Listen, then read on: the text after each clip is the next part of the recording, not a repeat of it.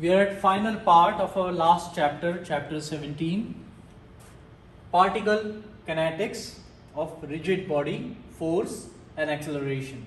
That's planar kinetics of rigid body. Now last class in this rigid body, last class we have learned about equation of motion, rectilinear translation. Now here we will start with, we will do some problem for curvilinear translation, and then we will do some problem with pure rotation and general plane motion, which is combination of translation and rotation. So here we'll start with curvilinear translation. Now this body, any object, any rigid body, if it is moving along a curved path, this body is not rotating around its own axis. There is no rotation here, but it is following this curved path, this blue line here, on which this body is moving like this. And if it is following curved path, I can use equation of motion with n and t coordinates. The way, if it is just rectilinear translation, if it is moving in straight line, we use x and y coordinate system. Here for curvilinear translation, here we are going to use normal and tangential component, and these are the equations that we are going to use. Fn, all the forces in normal direction. In this case, this body is moving in this side, so all the forces in normal direction towards the center. Fn is equal to man, that's normal acceleration. Ft is equal to mat, your tangential acceleration in this here. All the forces in tangential acceleration, mat.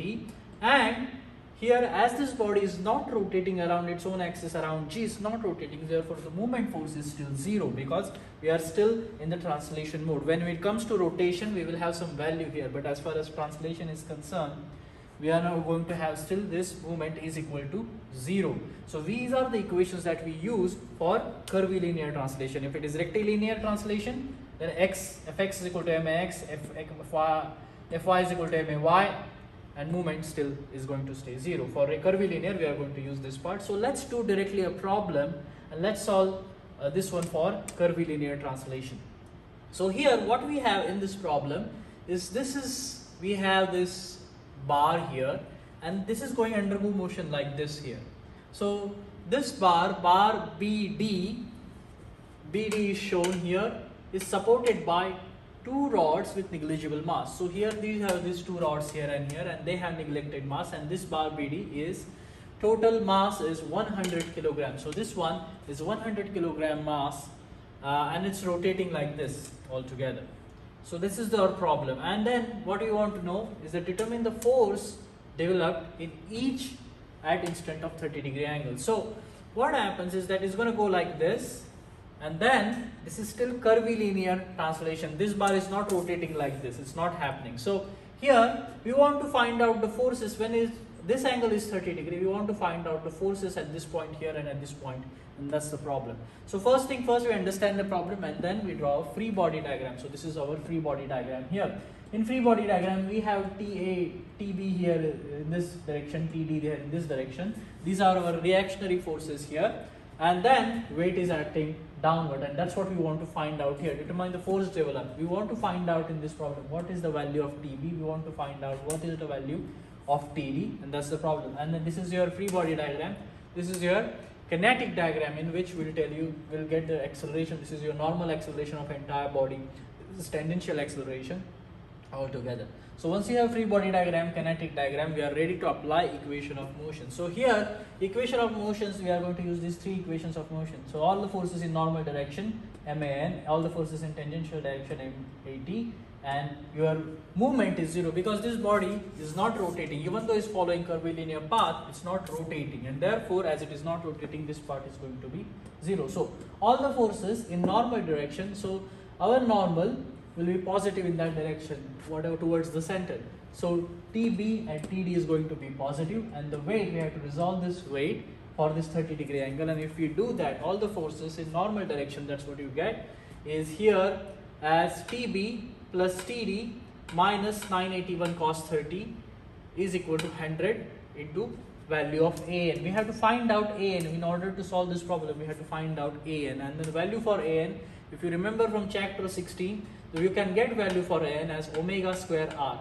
Here omega is given 6 radian per second. This beam is moving like this with 6 radian per second. So I'm going to put that value 6 radian per second here, and then I have radius of 0.5 meters. I'm going to put that there, and once I do that, I'll get the value for AN as 18 meter per second square. Once I have that AN, I'm going to put that here, and then I can solve this equation. So here I have TB, TD I have to calculate, and then once I put that here, I'm going to put that 18.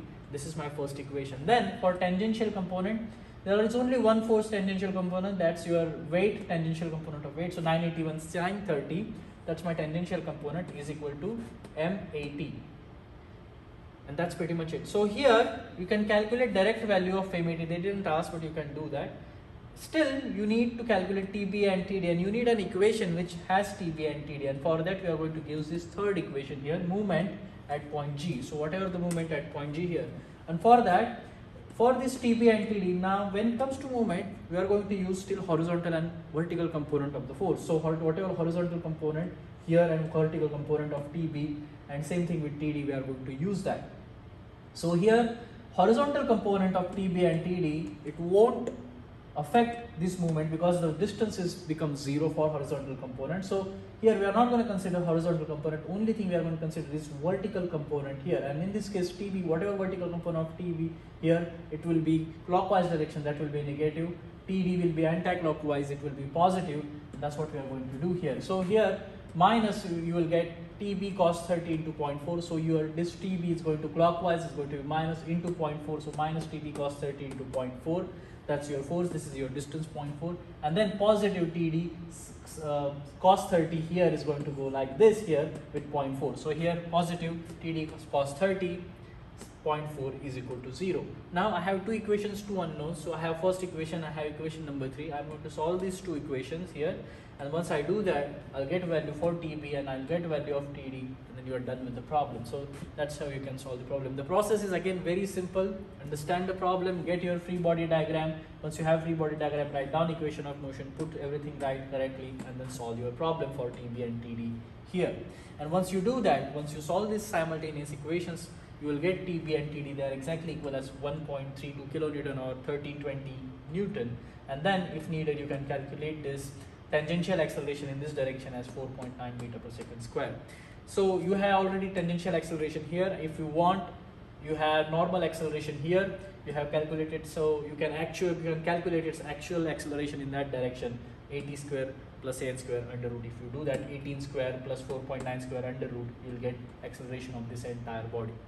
That's how you can solve this problem. So keep that in mind. All you have to do is get your free body diagram correctly, and then once you do that, get these equations correctly, and then the problem is very easy. This one is a solved problem from the book for curvilinear translation.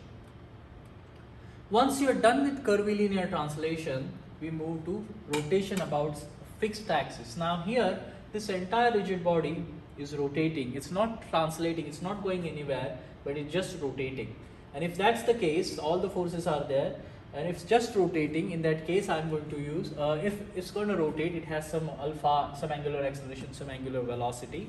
And here I'm going to get my free body diagram here like this as it is rotating, and then this is my kinetic diagram here, and then I'm going to use normal and tangential component. Only difference from the earlier problem here is that now as it is a rotation, we have this value. This is not 0. In earlier problem, if you look at for curvilinear problem, this value was 0, but now because it was just translation, now we are dealing with rotation. When you deal with rotation, this value is non-zero. It means that you are going to have some angular acceleration. So these are the set of equations that we are going to use when it comes to pure rotation, that rotation about its own axis. So here we are still going to use normal and tangential component because still it is a rotation. So normal and tangential component here.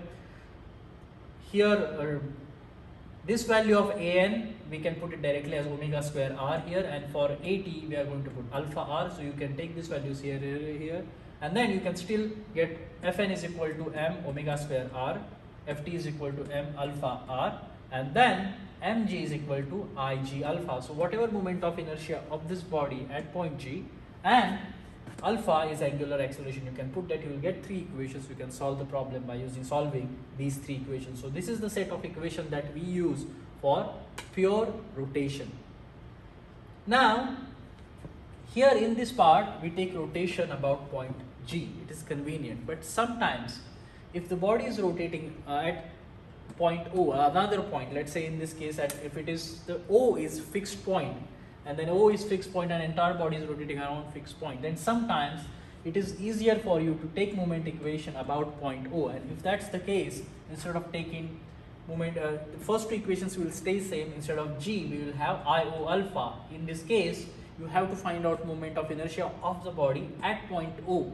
And if you want to do that, you can use parallel axis theorem to there. So you have standard value of Ig, then md square, distance between O and D, you have to put it there. So O and G will be D md square. I'm going to put that, again get the value of IO, that's moment of inertia at point O. I'm going to take that value of here, and then I can still take moment at point O. You can do that because it is convenient to take moment at point O. All the forces at O, they can cancel each other out. So you can eliminate that unknown force FO, forces at point O, we can eliminate it, and then sometimes it's easier to take point O. It depends on the problem, but you can use either set of the equations. Either you can use O, in that case you have to use this part. If not, then you can use earlier equation and take moment at point G, and then still solve the problem with Ig alpha.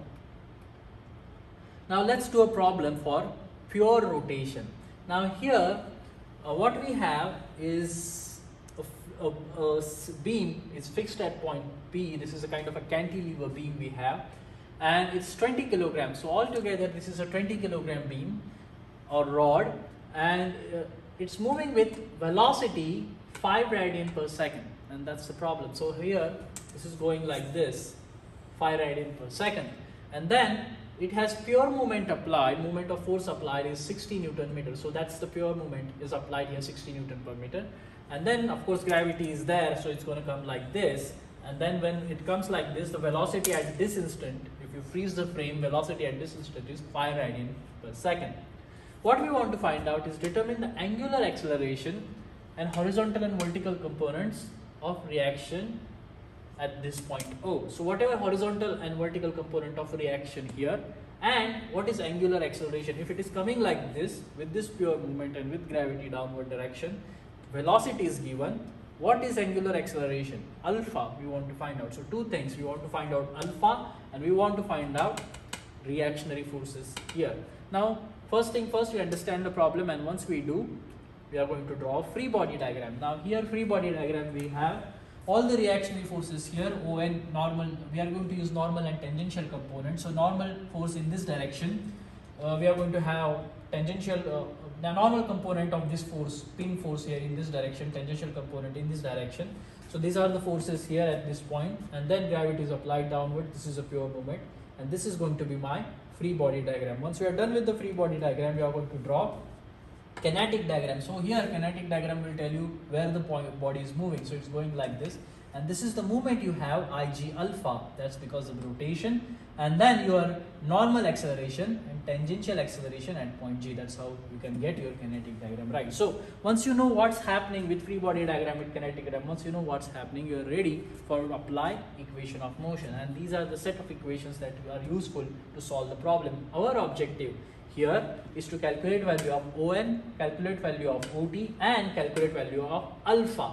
That's the problem. Find out, if you can find out that Ot, On and alpha, you are done with the problem. So to do that, once we understand the problem, once we have free body diagram, we write down equations of motion, and now we take all the forces in normal direction. So here normal direction positive in that direction, we have only one force On, and that's pretty much it. There is nothing else in normal direction. So I'm going to take that On, it's fairly easy. On here positive, m omega square, omega is phi square, rg, r is my position here, and that will be 1.5 meters. So here it's half, so whatever the point here, g is 1.5, I'm going to take that there, and then rg will be 1.5. Then all the forces in tangential direction. So tangential direction, there is one force upward, tangential direction is downward positive. So in this case gravity will be positive 20 into 9.81, and this OT will be upward, that will be negative.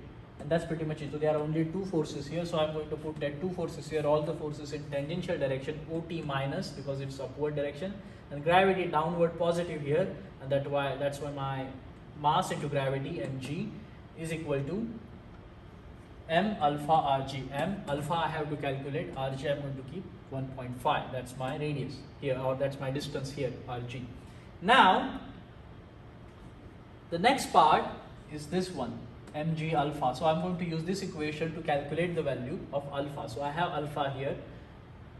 I need to know this moment of inertia. Without the value of I cannot solve this equation. And there is a standard equation, there is a standard formula we have for moment of inertia of this rod, and that will be I is equal to 1 by 12 ml square. So mass we have, length we have, 1 by 12. If I do that, I'm going to take that, I can calculate I, and I can solve this one for alpha. So here I'm going to put those numbers in. Now here moment, I have this pure moment, here is in this direction. Now the rule is normal that whatever the rotation, when you have pure rotation of the body, you take positive. Now this one is a clockwise, so I'm going to take movement clockwise positive. So that's what we do here, movement clockwise positive, because my rotation is clockwise. So whatever the direction of your rotation, take that positive. So here normally we take anti-clockwise positive in general your rectilinear problems, but when it comes to rotation, whatever your rotation is there, take that positive. What is the direction of the rotation, take that movement positive. So in this case it's moving in this direction, I'm going to take clockwise positive. Now here, so once I take clockwise positive at point G, if I do that, this OT into 1.5 will become positive. So I'm going to put that here, OT into 1.5. Then this normal, the distance 0, I don't have to worry about ON. And then only positive movement you have 60 Newton meters. So I'm going to put the plus 60 Newton meters. So that's pretty much it. And these two things, and then I'm done with this part. Now IG, I'm going to use this formula, 1 by 12, 20 into 3 square. That's my moment of inertia into alpha. I want to find out what is the value of alpha. Now if you look at it, you will get direct value of ON. It's very easy. If you solve this one, you will get direct value of ON. Now for alpha, you have to solve these two simultaneous equations. Here we don't know OT, we don't know alpha. So if you solve these two simultaneous equations, you will get these both values. And then so you do that, you will get final value for ON as 750 Newton is this one. Then OT, if you solve these two equations, OT will get 19.5 Newton, and finally alpha you will get as 5.9 radian per second square. So it means that this body is coming like this, and at this instant the acceleration, angular acceleration for this rod is 5.9 radian per second square, and that's pretty much it. That's how you can solve the problem. Again, process is simple. Understand the problem, draw a free body diagram, need a draw a kinetic diagram, get your equations right, and then solve these simultaneous equations, get the answer. That's fair and simple process. Now once you are done with problem with rotation, the next part is the final part, is general plane motion. General plane motion means combination of translation and rotation. So we have a free body, it's moving, at the same time it's rotating. So if that's the case, so there are the forces applied, they are unbalanced force because there is a translation, and then at the same time there is a rotation. If both are the things are happening at the same time, in that case I can use this set of equation here, forces in x direction max. So here what I can see is that it has collective acceleration, that's your rectilinear acceleration, so I can resolve it into ax and ay. At the same time it has alpha. So all three things, I have ax, I have ay, and I have alpha. So all three direction I plus a, I have all that. I'm going to put that there. So these are the set of equations that we use for general plane motion. So here fx is equal to max, fy is equal to may, and mg is equal to ig alpha. So whatever movement at point G is rotating, so that will be ig alpha. So this is the set of equation that we use for general plane motion.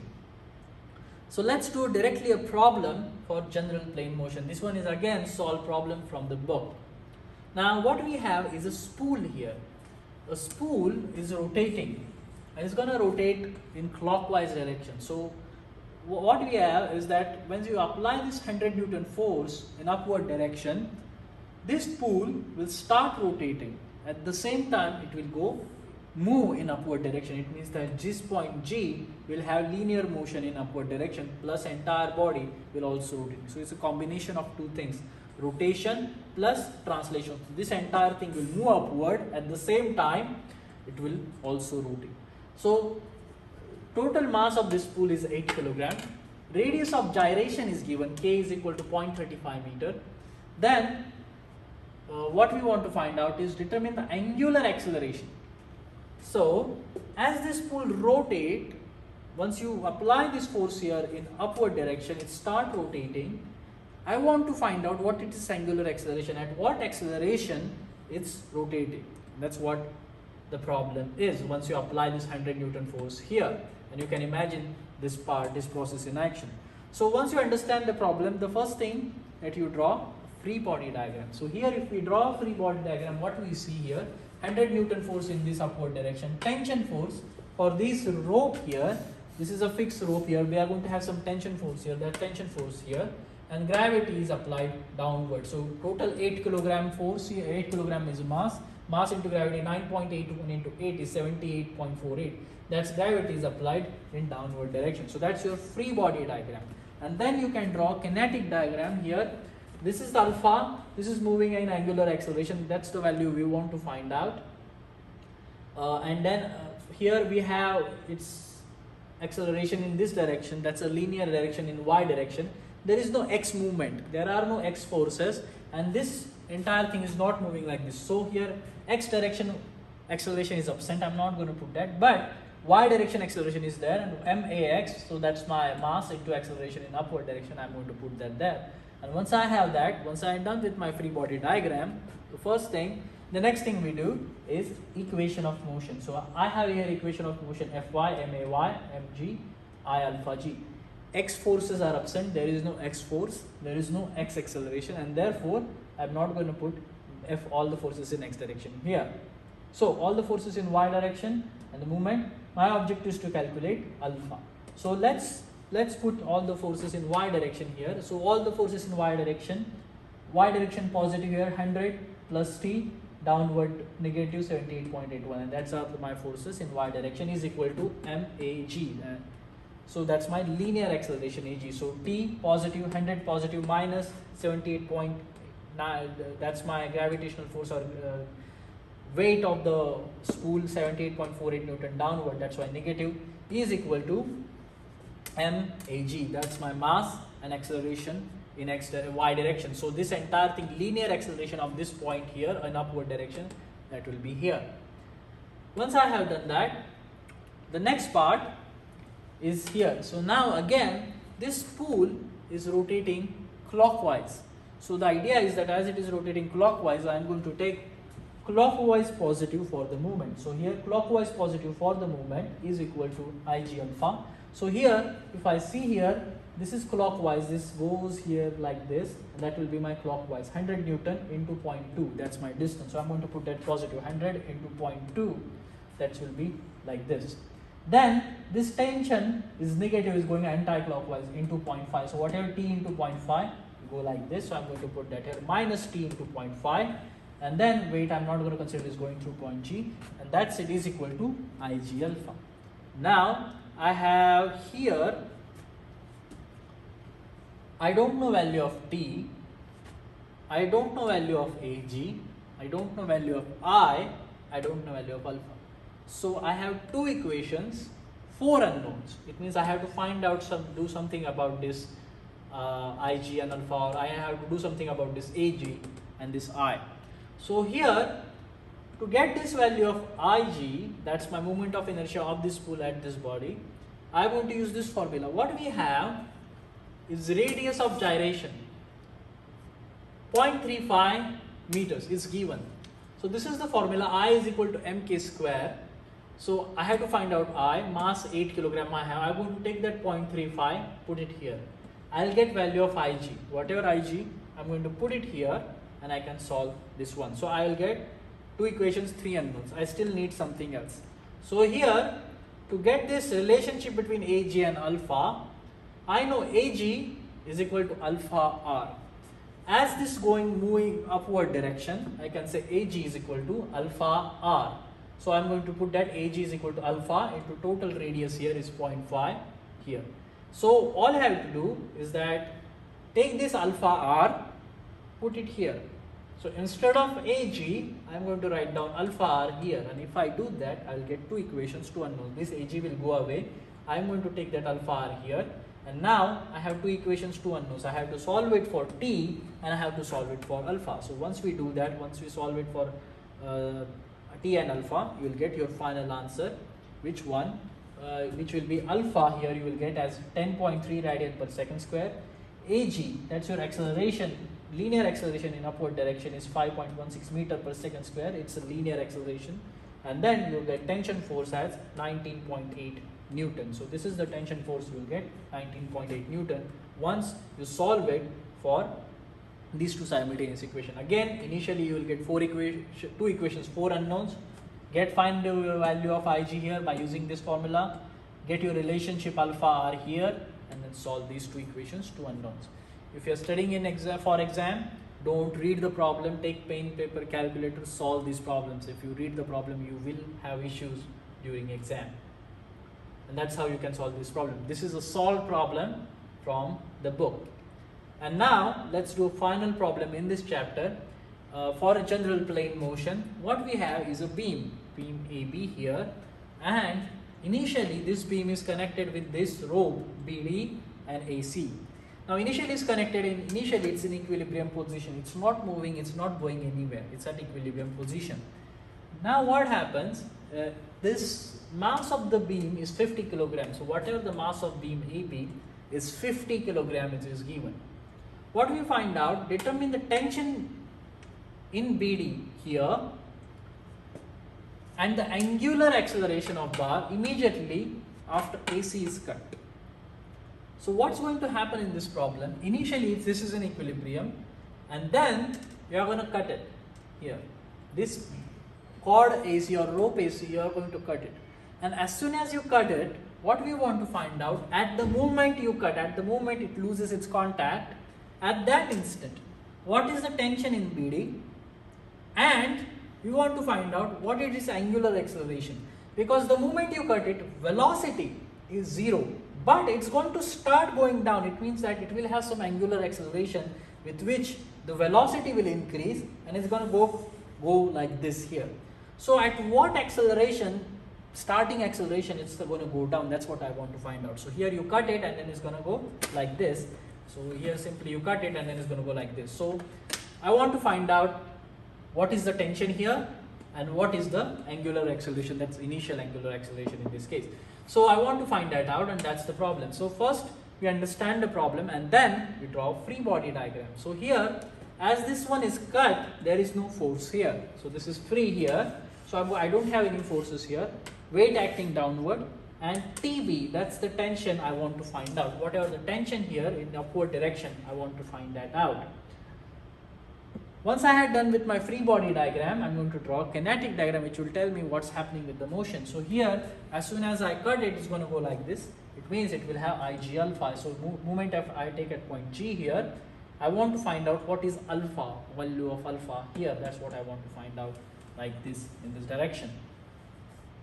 So once I'm done with my free body diagram and kinetic diagram, I'm going to apply equation of motion. You get your free body diagram and equation of motions right, you will get 80% problem right. So once you are done with free body diagram, you are going to apply equation of motion. Now here we don't have x direction forces or x direction motion. This entire thing is not moving like this. There is no x motion. At the same time, there are no any other x forces. There are no x forces here. So I'm not going to write down the forces in x direction because they are absent. So all the forces in y direction equal to ma y. And the movement here is like this, and that will be anti-clockwise direction. So here I'm going to take that anti-clockwise positive here, mg ig alpha. So I'm going to put that there. And once I have solved these two simultaneous equations, I should get value for alpha and I should get value of TB, and that's the problem. Now let's do here all the forces in y direction.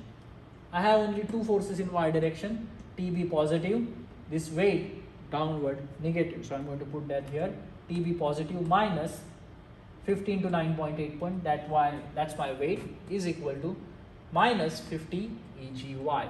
Now minus sign is because this AG, acceleration of G, is in downward direction. So I'm going to put that minus sign here, and 50 is mass AGY, and that's how I can write down this part here. Once I'm done this, anti-clockwise here movement at point G. So there is only one force like this, and this is going to be positive because this is anti-clockwise into 1 part. So TB into 1.5 at point G, and that's it. There is only one force. This one is going through G, so it will not count. So here TB into 1.5 here is equal to Ig alpha. I still need to find out value of Ig here. Without Ig, I won't be able to solve this problem. To find out value of Ig, we are going to use this formula. Moment of inertia of this rod is 1/2 12 ml square. That's the standard formula we have. So 1 by 12, 50 into length is 3 meters, 3 square. So 1 by 12 into 50 into 3 square is equal to whatever the value I'll get, I'm going to put that here and I can solve this equation. So let's put that moment here.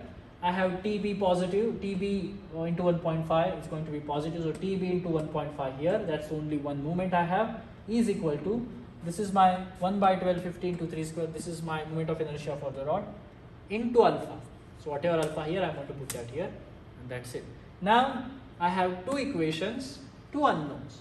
Two equations, two unknowns. I don't know TB, I don't know alpha. No, wait. I have here two equations, three unknowns. I don't know TB, I don't know alpha, and I don't know this AGY. Whatever the acceleration here, this part, I don't know that. I have to find out some kind of relationship between these two. Without that, I can't solve this problem because it is two equations, three unknowns, and I won't be able to solve this problem. Now to find out relationship between A and alpha, what we are going to do is we are going to use something that we used in chapter 16. At the end of chapter 16, we learned this acceleration of relative motion here. So acceleration of point G is equal to AB. If we take these 2 points B and G, here B and G, these 2 points if we take it, acceleration of point G is equal to AB plus alpha cross RGB, that's position of G with respect to B minus omega square R GB. That will be 1.5 meters here and here. So this is the formula that we learn in our chapter 16, kinematics of a rigid body. So this is the formula that we are going to use to find out relationship between AG and alpha. And then whatever the relationship we get, we are going to plug it in here, and then we can solve this problem. So let's do that. AG, that's acceleration of G, AB, acceleration of B. B is not going anywhere, B is fixed here, so acceleration of B is 0. Alpha we have to calculate. RGB is position of G with respect to B. So here position of G with respect to B in this direction, 1.5. So that will be 1.5 in this direction, and that will be negative because it's going negative x. So this will be negative 1.5, and then this is omega square. Now as soon as it starts it, the velocity, initial velocity, as soon as you cut it, initial velocity is 0. So omega will be 0, so this term will become 0. So I have to deal with only this part and this part because this term is 0, this term is 0. And therefore if that's the case, so I am going to put the numbers here. AG, acceleration of G, it is in downward direction, so minus J. It is a vector equation, so minus J. AB is equal to 0 because acceleration is 0. Alpha K, alpha, this rotation is happening, this thing, but the axis of rotation is coming out of the screen. So I am going to use position vector K here. Alpha K cross RGB. RGB is position of G with respect to B in this direction is minus 1.5, minus sign because it's going negative x. Minus 1.5 I, that's my negative x, minus 0 because omega is 0. And now this is the equation I am going to use to find out relationship between AG and alpha. And if I do that, what I get is that if you know this vector formulation or multiplication, K cross minus I, you will get K cross minus I as minus J. So combination of these two here will become minus J. So I am going to write that down. This will stay same. Minus AGYJ is equal to minus 1.5 alpha J. So I have 1.5 here, I have alpha here, I am going to take that, and K cross minus I will become minus J. So I am going to write down minus J here. And now I am going to equate these coefficients. So here AG and 1.5 alpha are same. So coefficient of J here, coefficient of J here should be equal. And if that's the case, I can safely say 1.5 alpha is equal to AG. So that's what I am going to do here. AGY is equal to 1.5 alpha.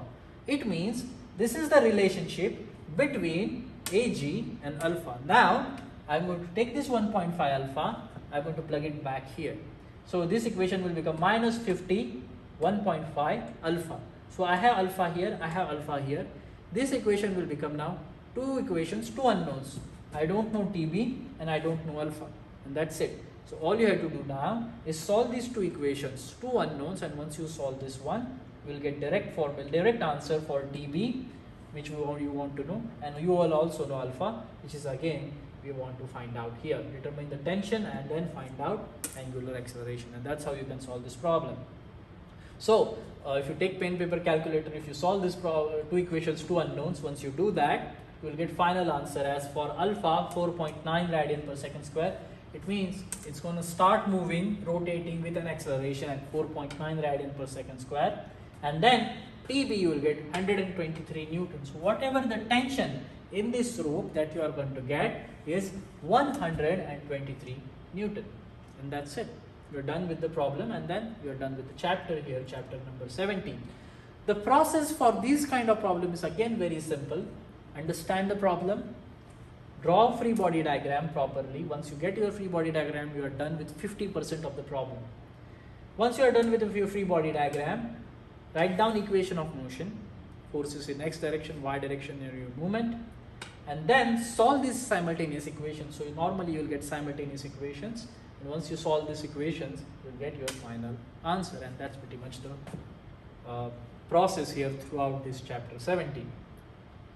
So this is the end of our chapter 17. We'll stop here right now. If you are studying for exam, keep in mind, don't ever read your problems. If you read the problem and if you come for an exam, you're not going to get anything in exam. Don't read the problem. Understand the problem. Take pen, paper, calculator. Solve these problems. And if you want to study, this is the problem. Once you solve it, try to think, what will happen if this bar is 100 kilogram? What will happen if this length, instead of 3, if it is 4 meters or 5 meters? Try to think that way and then try to solve this problem, and that's how you can practice it. More you practice it, it will get boring with time. So more you practice it, you will understand overall the process, what's happening, and it will get easier for you to solve this kind of problem in exam. Alright, then we'll stop here today. This was the last video for our syllabus. This is chapter 17 or end of chapter 17, and that's pretty much it. Thank you and stay safe.